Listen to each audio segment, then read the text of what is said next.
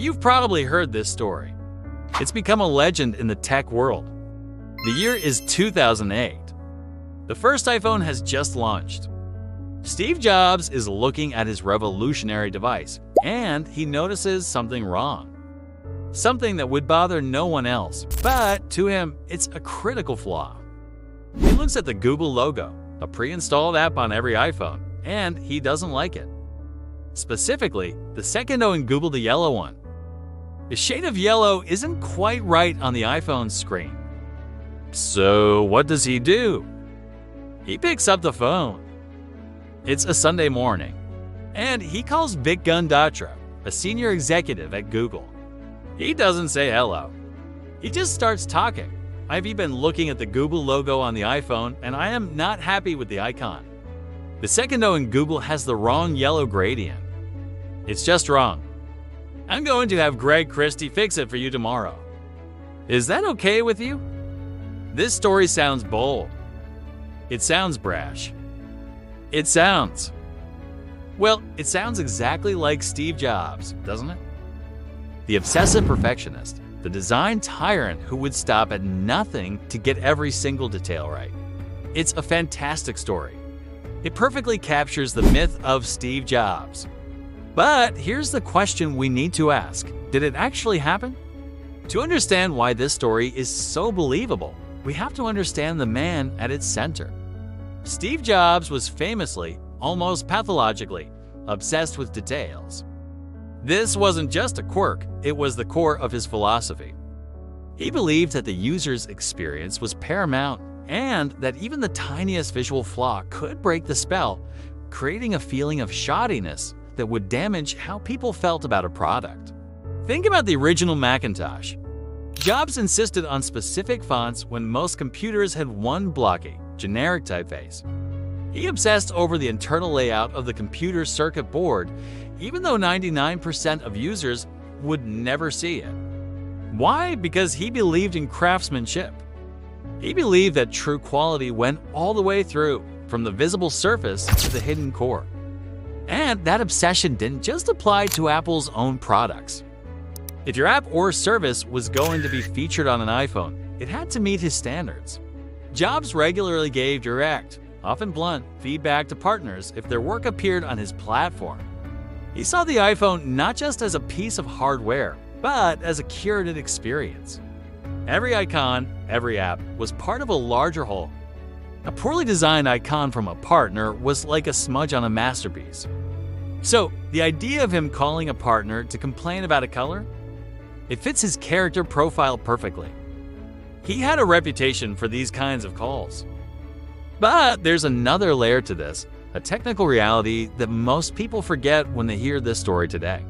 We're used to our stunning, high-resolution old screens that can display billions of colors with perfect accuracy. But the screen on the original iPhone from 2007 and the iPhone 3G from 2008 was a different beast entirely. It was a 3.5-inch LCD with a resolution of 320 by 480 pixels. By today's standards, it's tiny and low-res. More importantly, early mobile screens had limitations in their color gamut and rendering capabilities. They simply couldn't display colors with the same richness and accuracy as the high-end desktop monitors that designers were using at the time. Certain shades, especially bright, saturated colors like yellow, were notoriously difficult to get right. On a small, backlit screen, a vibrant yellow could easily look dull, washed out, or even have a sickly greenish tint. So, a complaint about the specific gradient of yellow in the Google logo wasn't just aesthetic fussiness. It could have been a legitimate technical and user experience issue.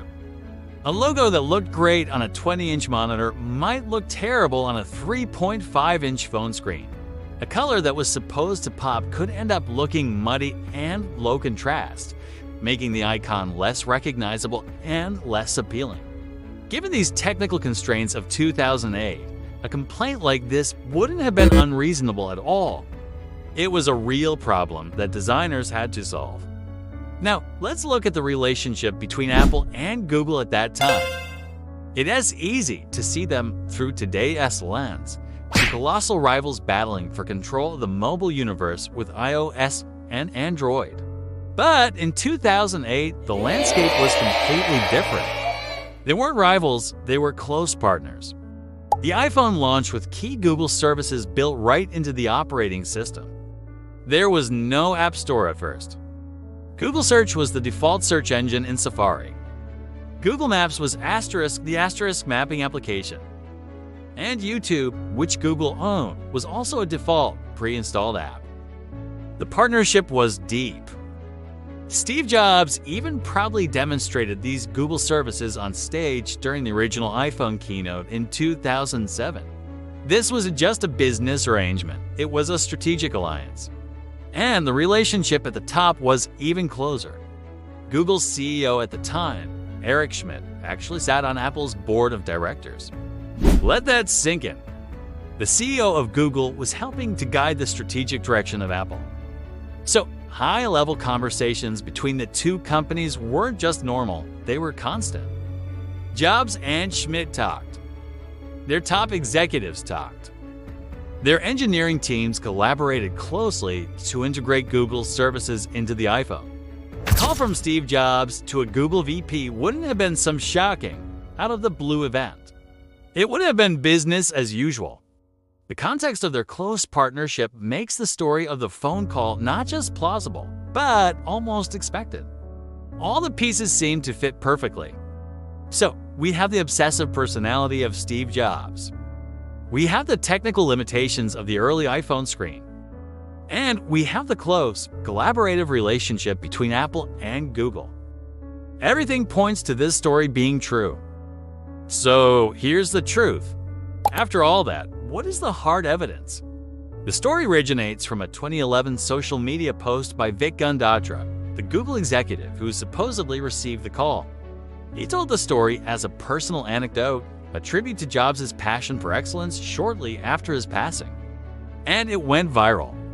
It was repeated in articles, books, and documentaries. But let's be journalists for a moment. What is the source?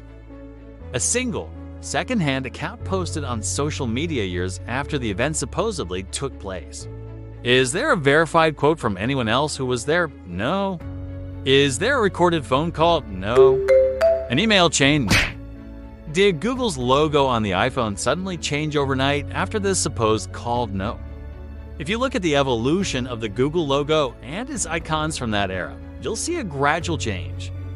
It evolved slowly, over years, across many different platforms, not just the iPhone. The design changes were part of a broader corporate rebranding, not a knee-jerk reaction to a single phone call from Steve Jobs. This story didn't come from documented history. It came from repetition.